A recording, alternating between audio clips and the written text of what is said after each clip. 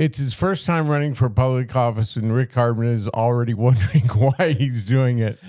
But as a Benson City Council candidate, he's got a very serious agenda, starting with employment in Benson. Let's go.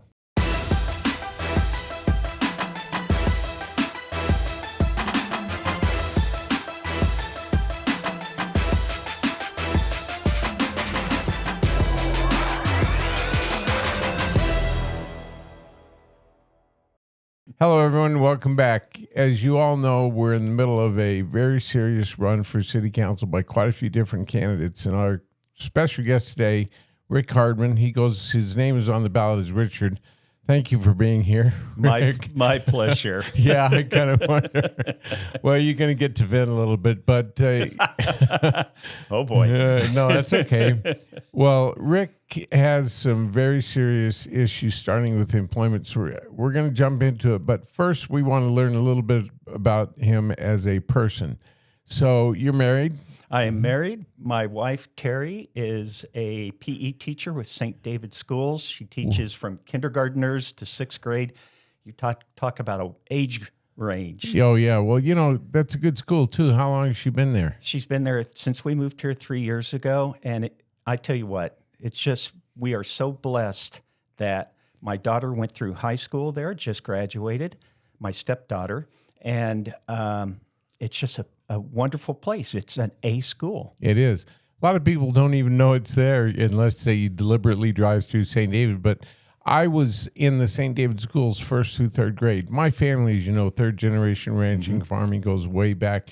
In fact, when I was born, we were living on a little farm just across the river in St. David. But it's an excellent school. I bet she loves it. It's rural.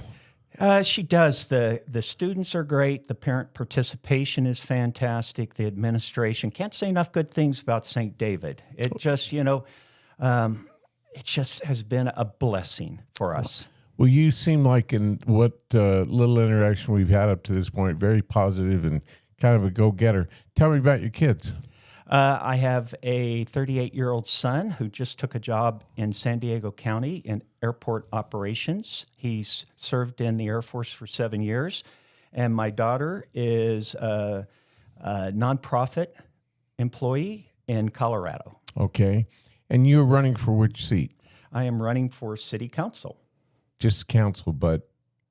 My game plan was with Levi going into the mayor run. That was the goal, that I would replace Levi.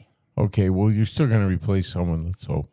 Let's hope. All right. Well, well, you're retired. Yes. What did you do most of your career? I was a television news journalist like for 40 years, like you. And I'm surprised we never met each other. We came dangerously close several times here in Tucson, and I ended up retiring after 30 years in Tampa, Florida, Tampa, St. Pete, and I know you were across on the Atlantic side. Yeah, now in Tucson, which station? KVOA. Yeah, and I was at KOLD. KVOA was always a news leader in that market. Especially in the era that I worked there, we had Patty Weiss, we had Bud Foster, Michael Goodrich. It was a legendary time for KVOA. Yeah, it really was. Unfortunately, as you and I would both agree, television news just ain't what it used to be. It's even at the local level, it's biased. It's not even-handed. You often get one side of the story. Would you agree? I would agree. And that was one thing. I worked for about 6 years in San Antonio. We had a great news director. And how he pounded into all of the field employees' heads. You got to get the other side. Yeah. Got to get the other side. No longer.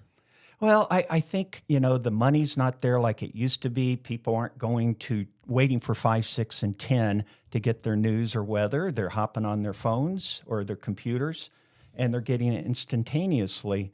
So the advertising dollars aren't there. Yeah. And, I look at the people working in Tucson now, and they're good people, but they're like straight out of college. Right. And when I was there, it was not a beginner market. You had a lot of seasoned. Mm-hmm. Yeah. I made the deliberate choice to get out of TV news. I'll tell you what the experience was. I had worked for 3 months on a series having to do with a marine biology foundation that had discovered a compound in a deep water sponge that showed promise in fighting breast cancer. Wow. So my 3-part series was scheduled to start on a Friday night, run through Friday, Saturday, Sunday. And I got a call as I was heading into work to front that piece that Friday from the news director saying, hey, we've got a van rollover down on, whatever it was, I forget. But anyway, and there's people all over the road, and we want you to go down there and do the live shot. It was illegal aliens. 3 of them had been thrown out of this van. So I went down, I did the live shot, I came back, and I was ready to front the piece at 10 p.m. He said, oh, we're going to send you back. It was a great video. I made the choice then and there I was going to get the heck out of TV because I'd worked 3 months on something that I thought was serious, and it was just, burn and churn. If it bleeds, it leads. Yeah, that's what I was going to say. If it bleeds, it leads. Yeah, and in some markets, that's much more noticeable than others. Took me about a year, but I did get out of it. And then I went to work for Scripps Newspapers as a columnist. Good place. Yeah, Scripps. Great. But gig. I'm very proud of my career. I know I am too. I helped make changes.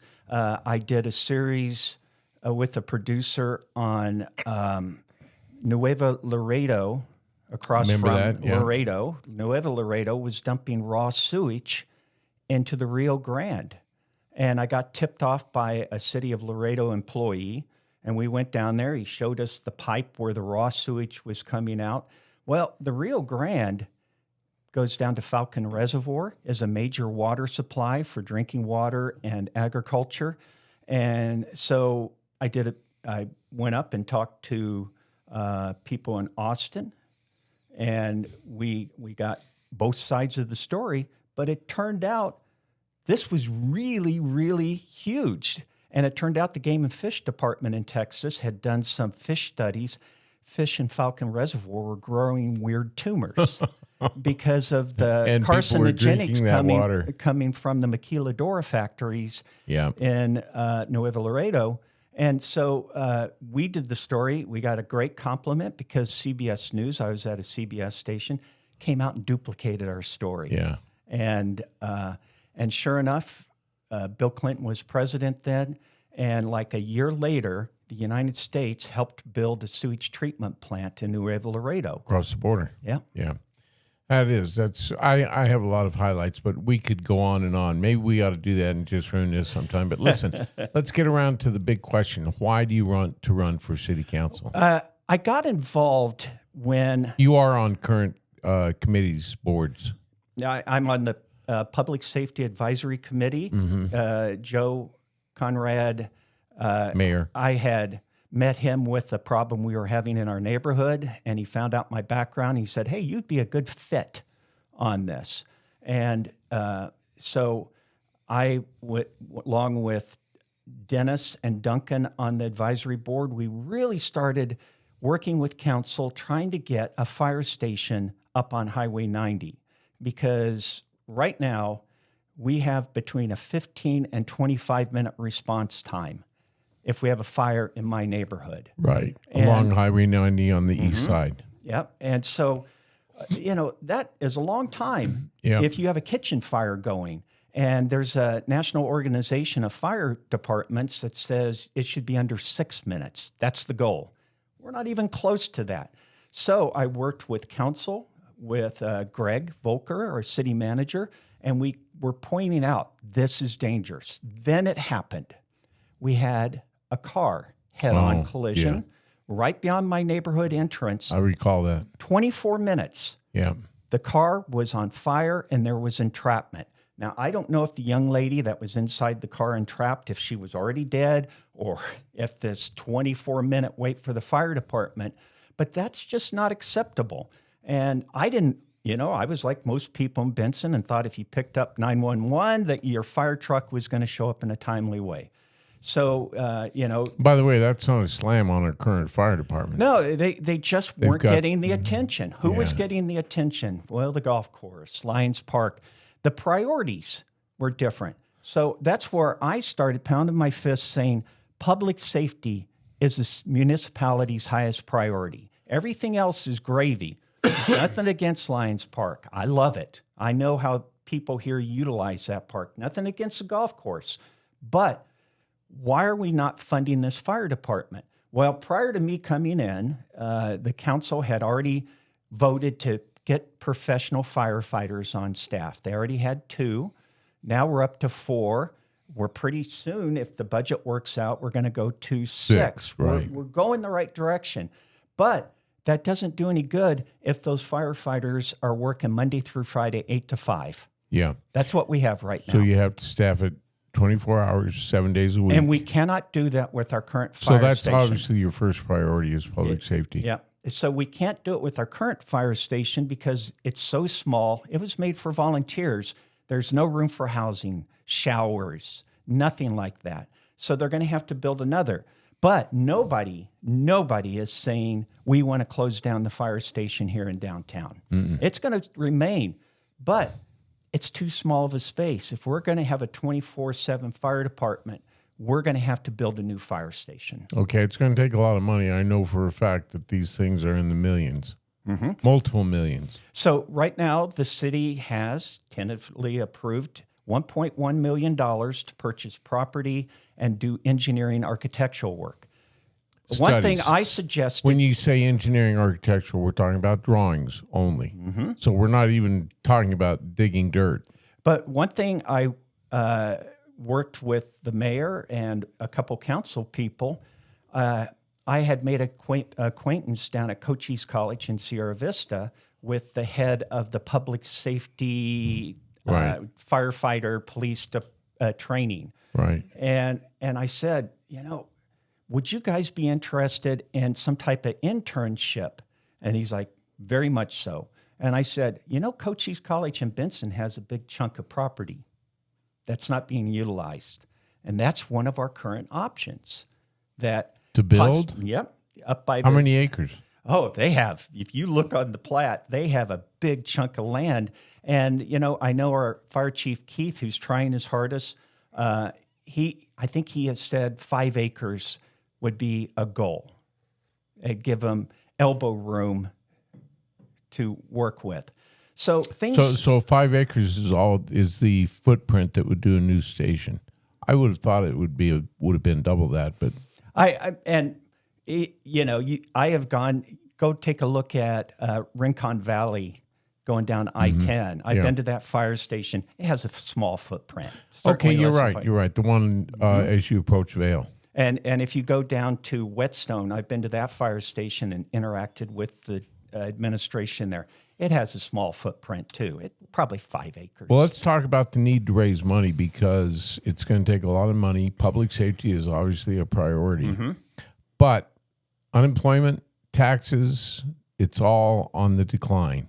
Right. And Benson has almost, a 7% unemployment rate? 6.9. Yeah, so let's call it 7. 6.9 for clarity, but 7% unemployment rate, that's high compared to the statewide average. And you've done some good research. Just go ahead and read off the stats. All right. Here in Cochise County, the unemployment rate is 5.8. So we're well over that. In Arizona, it's 4.7. And the national current unemployment rate is 4.3. So we're up there. And we've got to do something about it.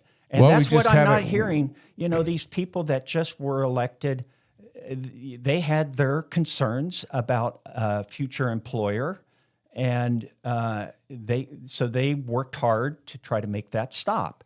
But I'm not hearing, here is a solution. All right, we're not going to have that employment.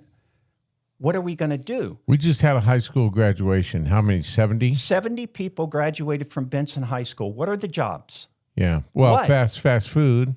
Minimum wage. And those places, I've said it before, our money sucks. They suck the money out of this community. It goes to a corporate budget somewhere and it doesn't stay here. And so those are... What are these kids going to do? Well, they're going to leave. So taxpayers of Benson paid to put these young people through 12 years of education, a good education. Yeah, the schools are excellent. But the kids can't stick around unless they want to be minimum wagers. So they're taking off to Tucson. They're going away to college, getting their education. Are they coming back? No, they're not. There's no job, or they're joining the military. They're seeing the world. Are they coming back to a place that there aren't jobs? Very few. It's a concern. And so I'm not just talk of, we need to go out and find. I've done research. I've talked to people. I have heard from city officials, well, there's nothing you can do. The state of Arizona has strict regulations about incentives for attracting business. True, but there are exceptions. And one exception is the Industrial Development Board. Benson has one. And when I mentioned that to a recent city official, they didn't even know there was one. Well, there is. It hasn't. I knew there was that board, but it hasn't been active. Well, you know what that board can do? That board has the power to issue tax-exempt bonds offering private business access to lower-cost financing. Question I heard the other day on one of your podcasts.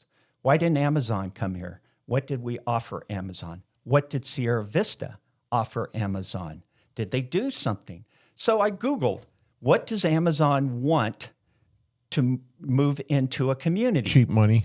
That was one of the things right there, what I just read. We can also offer, cities can offer multi-year property tax abatement, infrastructure upgrades, utility discounts. Well, our city does the natural gas. Mm-hmm. There are things we can do to get businesses that fit into our community. Would you put together a packet, and this would be what I would do, but how are we going to illuminate that and talk about the resources for potential business? And that's the thing, put together beginners or a welcome packet for industry. And I would hope the Industrial Development Authority, they would do that. What did I do on Public Safety Advisory Committee? I got out there and I did my homework. I went down, talked to fire chiefs in Sierra Vista, Whetstone, and Mescal J6. I found out what was going on. I didn't know, but I learned. And then I went to council repeatedly, spoke to them. And, my neighborhood has been up there for 20 years. 20 years, we have had 15 to 25-minute fire response times. Yeah. Now we're making headway to getting a fire station on 90 so it gets into that 6-minute window. That's the goal. But you've got to fight for these things. And you've got to be creative and use what's available. And so the IDA is one way to get that in place. What did you and I do in television news? We researched, and we're not afraid to pick up the phone and make a phone call. Well, you've certainly become passionate about this. It makes me angry that my neighborhood has, what if somebody has a medical emergency? Explain where your neighborhood is. I live in Whetstone Ranch, where the big American flagpole is on Highway 90. And there's another development. Maybe it's part of the same one, but there's been 140, 150 homes built up there in the last, 3 years. Mm-hmm. And that was my first appearance. Tripled. My first appearance before city council, that our neighborhood had empty lots between homes that were occupied, and the builder was coming in the wintertime, no excuse for heat, and doing 3 a.m. concrete pours right next to homes that had kids. People need to go to work. And let me tell you, a concrete pour at 3 a.m. Not fun. Not fun. You're not sleeping through that. And so I did a little research, picked up the phone, and found out Benson did not have a noise ordinance. Nothing. We were one of the few cities in Cochise County that had zero. So I worked with the mayor. I worked with Levi, and they told me, show up for the next council meeting. Well, they had done their homework with Greg. So I showed up, made the big pitch, and they voted that evening on making an emergency provision regulation that Benson now has a noise ordinance starting at 10 and ending between 5 and 6, according to what time of year it is. And they immediately implemented that. They did Problem that solved. night. And you know, and So that's and when it had you said, teeth I'm going to be a city councilman. No, I appreciated that something could be done. And something worked. And you know what? Joe listened. Levi listened. Darren listened. These people, they heard it, and it voted. The entire council voted for it. And it was like, we can make this city better. We don't have to put up with, in this case, being woke up at 3 a.m. with no chance of going back to sleep. Real quick. Once again, my guest today is Rick Hardman. He's running for city council. First time jumping in, but he's got a lot of committee and experience in just simply doing the research. So we're going to go back, and I want to ask you about the issue of taxes. All right. Because on the November ballot, I believe, is going to be a referendum. Is that right? A referendum Yes. that would actually lower the city sales tax on grocery items. That is correct. And you're not real jazzed about that. Well, it's going to happen.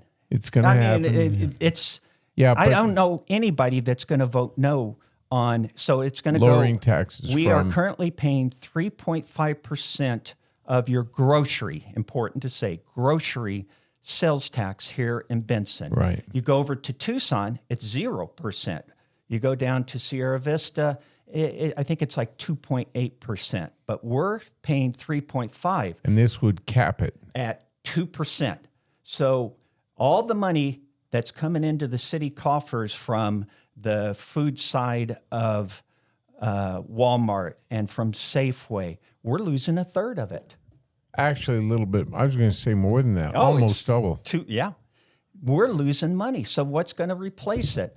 And I showed you earlier my county property tax statement. Yeah, people ought to look at their property tax statements, and if they really digest them, they'd be shocked. St. David School's excellent school. A lot of people don't realize they're in the St. David School District. We are. The Benson Hospital District is, but I will say this, we have excellent health care. So I would not consider cutting that tax either. No, but go ahead. On my tax bill, I paid actually less, $5 less to the city of Benson for my property tax. Well, what is being paid for with my property tax? Police, fire, streets. I mean, everybody is unhappy with our street conditions. Once you get off of 4th Street, which is state, everybody's unhappy. Well, this is where it comes from. So I paid a whole $232 to the city of Benson. Hey, that's great. And then I get down to the Cochise Community College, how much I paid, $660. 25%. Holy cow.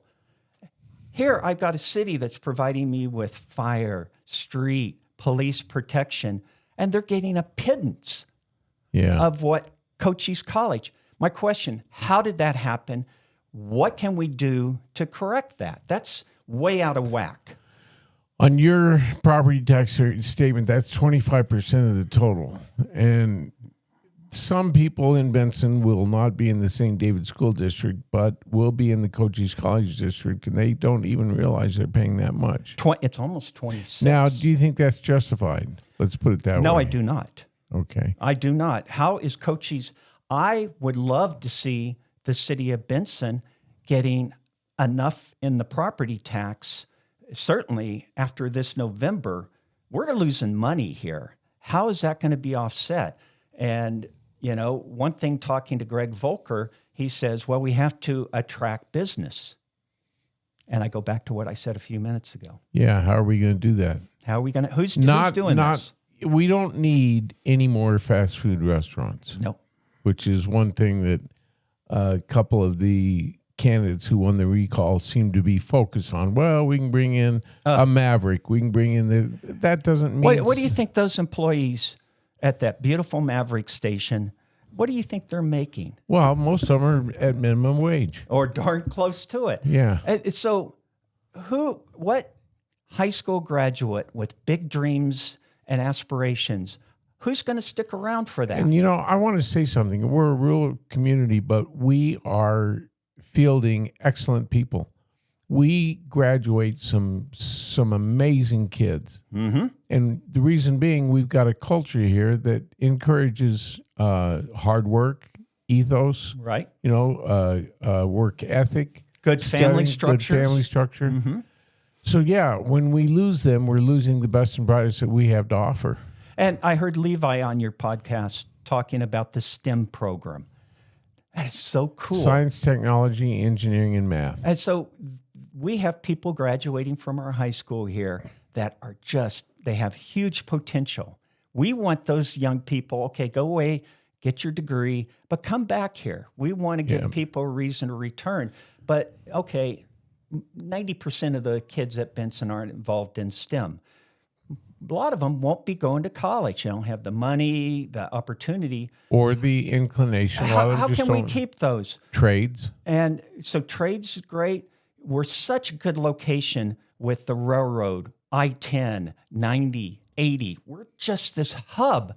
And I see us as being a big distribution center. Who's going to complain about pollution? Well, we have a working airport. We need to extend the runway there, but we have the basics and a good basis on which to build.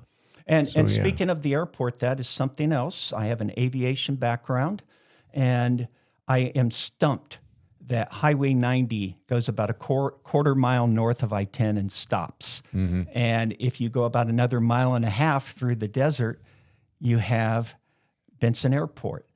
I've talked with mayor, council members, talked with Lupe Diaz. Yeah. And how can we make Lupe Diaz is our District 9 rep at State House. And he's a good listener. And he gave he implements too. He executes. Yeah. And so, I'm like, what do we need to do? And Lupe gave me some excellent steps, which I passed along. So why do we want that? Well, first off, my experience, I have flown into literally hundreds of small airports. Their industrial parks tend to sprout up around airports. Even though the company has nothing to do with aviation, you create a big industrial park around there. Mm-hmm. See what happens. Well, right now, nobody wants to go out to that airport because you have to go Ocotillo to the airport road and then drive about 4 miles through scary, God, I hope my car doesn't break down here.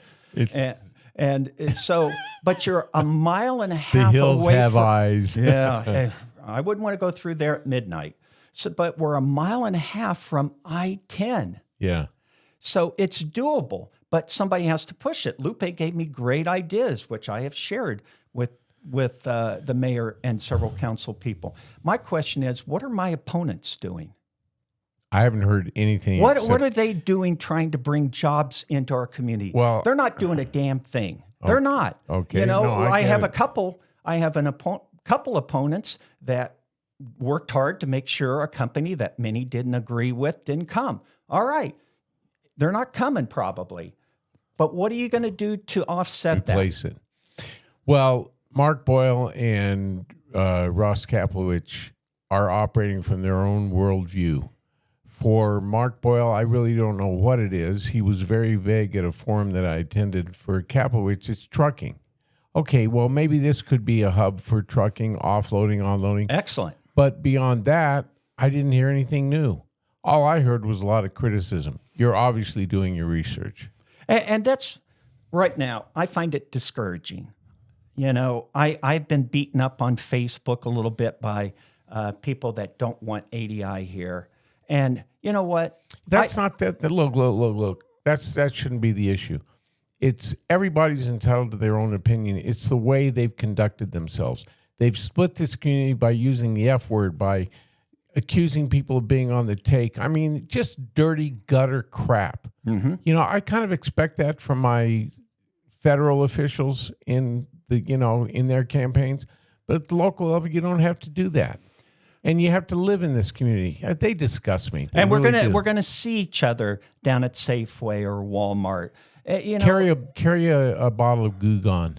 Well, what discourages me is there has been an opening on the Planning and Zoning Board.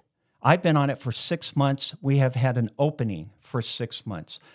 When people have criticized what the Planning and Zoning Board is doing, I immediately point out, this is how you apply. Come join us. Yeah. Stop being on the sideline, being keyboard warriors, criticizing the people that are volunteering. I'm spending my gas money. There's no payment. I'm getting a free bottle of water. That's all I get for all my effort. And I appreciate it. But I'm trying to volunteer for this community. How many people am I running against ever volunteered for this community? You know, and then they criticize you. And trust me, I'm an ex-TV news guy. I've got pretty thick skin. Yeah, I do too. But I'm tuning them out to keep my sanity. Let me tell you what. Ignore the Facebook crap. It doesn't mean anything. Well, it's just, you just mentioned a minute ago, we're this small town of 5,600 people. You know, let's try to get along. Quit criticizing people that are stepping forward and trying to help our community. Stop nitpicking at them and support them. And if you don't like the way the Planning and Zoning Board is operating, join us. Yeah. Stop sitting back, criticizing. Come fill that empty seat. I'm telling you, we need somebody in that seat big time. And because right now we had 3 people at the last meeting. Now, and something came up. If I had known that person very well, that we were going to vote on whether to allow them to have a business in their home, I would have had to abstain. Then we would have had 2 people. Mm-hmm. We would have all gone home at that time. We need volunteers and people that are engaged. Yes. Yeah. I want to mention something about Levi Johnson. I learned from the podcast episode with him, he puts in 30 to sometimes 40 hours a week with AYSO, Associated Youth Soccer, right? Huge organization. And he volunteers, his wife volunteers, his kids volunteer to make that happen. I don't think any of your opponents or the people that just were seated volunteer with anything. They can't. They can't point to any highlight that they've actually contributed to this community. Well, and speaking of Levi, and there will be criticism because Levi's my friend. Mm-hmm. We do stuff non-politically related together. He's a good man. He's a good father. He tries hard. Right. And I can't say enough good things about him. So when people criticize Levi, they don't know him. It makes me angry. I get very defensive. But there's this group that I'm going to pretend I'm a member of that group for a second. He must be on the take. Hate. He must be taking bribes. Well, I know, and you know also, Levi donates the small amount of money he gets for his city council, or what he used to get for his city council meetings. They give you a small amount of money. Levi donates that to the youth soccer. Right. This man's not on the take. This man is ex-Army. He has a very important job down at Fort Huachuca. Levi would not risk his career by it being exposed by the Arizona Daily Star or something. No, Levi's way too smart. Levi, humble man, never talks about his master's in business administration. Well, one day I met with Levi and I had this spreadsheet from CCOM, Southeast Arizona Communications. That's the 911 center for most of the, and it was a complex spreadsheet, just jam full of numbers where people like you and I would kind of start glazing over. And Levi, he put those glasses on and he went silent for 5 minutes. His brain works that way. Benson needs a number guy. Yeah. And wait, I'm here to sell myself. And a decent person.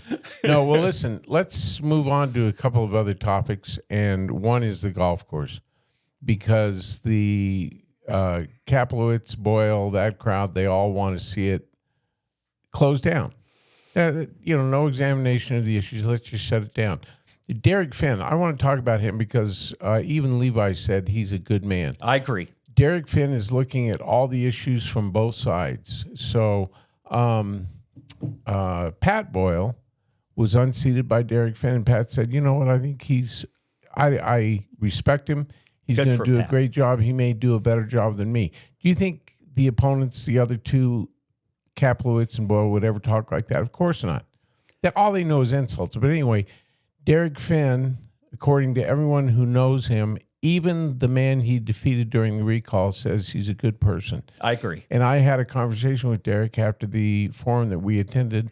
I'm going to get him on here on the podcast. He's got an open mind. He's willing to consider all sides, and he'll be a good addition to the council. I think he's a born politician. When I watched him at the Cool FM VFW event, he could communicate, and that's something this city really needs. Yeah, oh, yeah. Good communications. I blame the whole ADI fiasco, lack of communication. You know, yeah. if I had been the boss, I would have called up. ADI screwed up. They came in, they should have, from the very beginning, from even before they started the process, should have had a public meeting.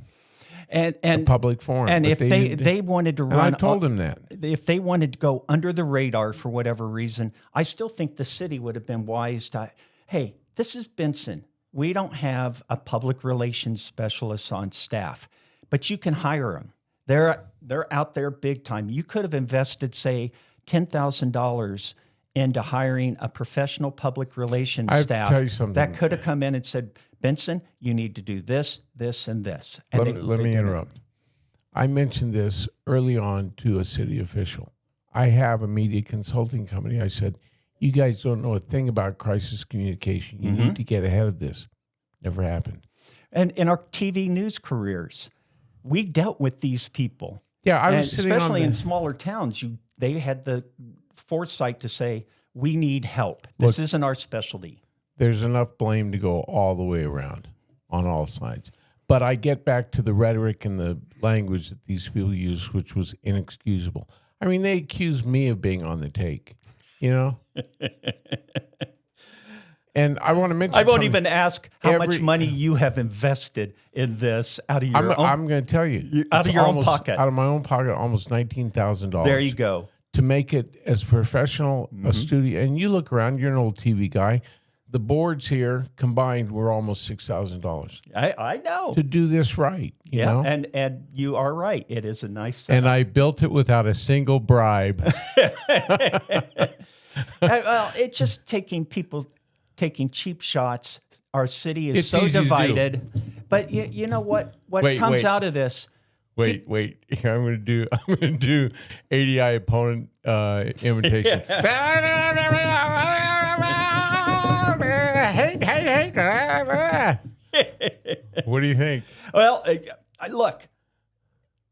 Stop when people step forward to volunteer to try to do something. I have nothing against Mark or against Ross. They step forward. I might not agree with some of their passions. That's the only thing I'll give them. At least they are in the arena. And I can tell you they both ran campaigns and they got out there and they stood in the heat and they put up the signs in our rock hard ground that I can tell you from experience now, it's not easy. So I congratulate them for that.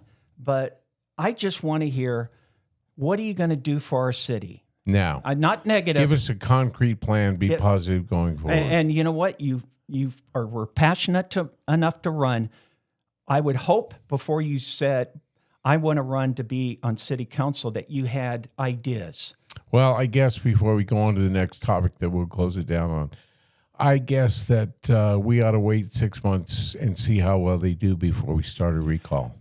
Well, I'm not. I'm just kidding. That was one of the questions that I was hit with. Why didn't you run in the recall? One sitting city council. Ridiculous. And my take on it was, look, there's going to be an election in a couple months. I'm going to do it this way. I don't feel the need. Nothing emergency wise is going to change. So, I'm trying. I'm trying my hardest. Well, you get on the council, you're going to do a great job. And let's talk about one of the issues that's going to get you there, and that's the golf course. All right, the golf course. My brother is a big-time golfer. He came to Benson to visit. According to Boyle, he's one of only 4 people. Yeah. There's a lot of people that use that golf course. Well, my brother, when he found out I was running for city council because he was aware of, everybody's complaining, he said, don't touch that. Did he really? He did. And he lives up in Colorado Springs on some beautiful golf courses. He said, that is an asset. What I would like to do, it's a well-hidden asset. Where's our signage? Go down 4th Street. Where's the signage? Go down I-10. Go to San Pedro, because we're a big Facebook community. That's where a lot of people get news. Do San Pedro Golf Course and look at the last post that the golf course did. Yeah. Not the restaurant, the golf course. It was back April. We have to sell this product, and it's a little secret out there. And as my brother said, it's a gem. Oh, it is. Yeah. But I've had semi-pro golfers play that course who have told me it's just as good, if not better, than most of the courses in Tucson. So I am not anti-golf course. I want the city. I want the management company that we're paying to manage a golf course. You know, when that guy is standing in the pro shop for hours in the afternoon when nobody's playing, when it's 100 degrees, why isn't he tasked with get on social media, post, hey, tomorrow morning it's supposed to be great. Come on out. You know, don't just wait for a big charity event to put a post up. Do it. I do it every day. This city follows Facebook. Yeah. Well, you know, and I'm going to hold this up as one example of someone who's involved behind the scenes, does a great job. Gary Lakin is a former Marine, and he's putting on a big tournament coming up for first responders. And there will be a lot of people there for that, not just the golfers, but the ones that support him. He's going to have a cornhole tournament. People can go on the Facebook page, just look for Gary Lakin and first responders, and that'll give them all the details.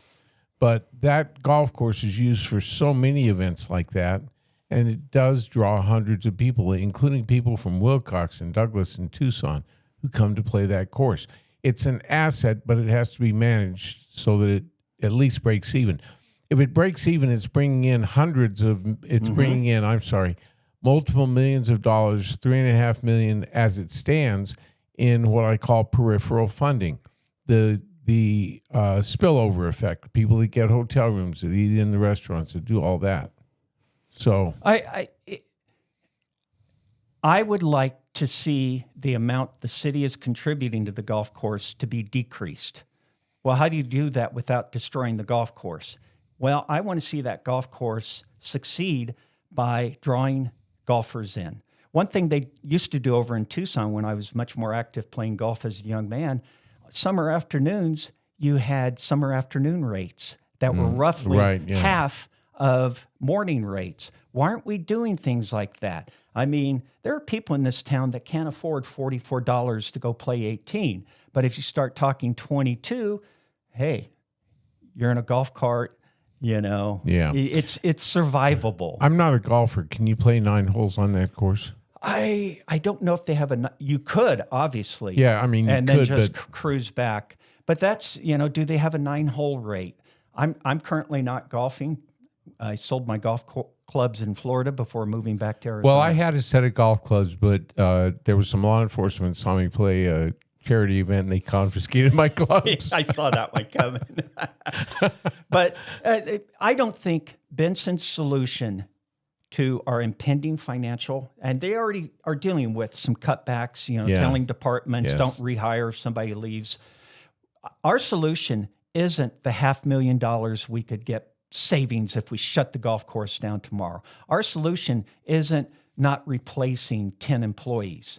That's not enough money, folks. We have a $40 million budget. And what I just mentioned, you'd be lucky to be up to $1 million. That's not going to offset. We have got to find other avenues. And one way, I would say we need to reflect on the property tax. Why did my property tax actually decrease this past year?